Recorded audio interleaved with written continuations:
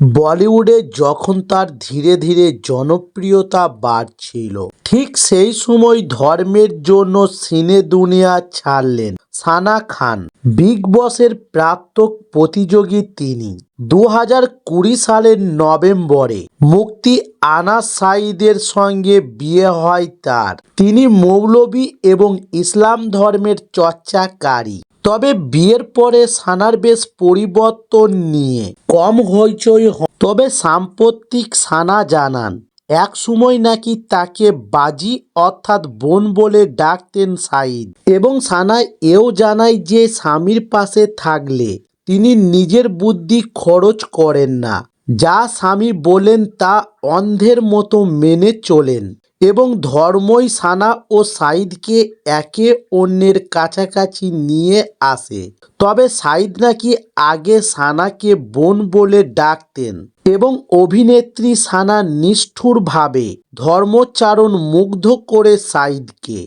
সানাকে অন্য চোখে দেখতে শুরু করেন তিনি। তবে তারকাসুলভ বিলাসিতার পরিবর্তে অভিনেত্রী সাদামাটা জীবনযাত্রা আকৃষ্ট করে গুজরাটের ব্যবসায়ী সাঈদকে। সানা অবশ্য জানান, তিনি মৌলানা জি বলে ডাকতেন সাঈদকে। তখনও নাকি বুঝতে পারেননি এই ধর্মগুরুই তার জীবনসঙ্গী হয়ে উঠবেন। এবং সাঈদ জানান, সানার প্রতি ওর প্রেম গভীর হয় পরিবারের প্রতি তার মর্মার্থ বোধ দেখে। বাবা মায়ের খেয়াল রাখা থেকে শুরু করে সংসারের দেখভাল সব কিছু পুরো মমতাই করতেন সানা। তখনই বুঝেছিলেন বোন থেকে স্ত্রী হয়ে উঠতে চলেছে সানা।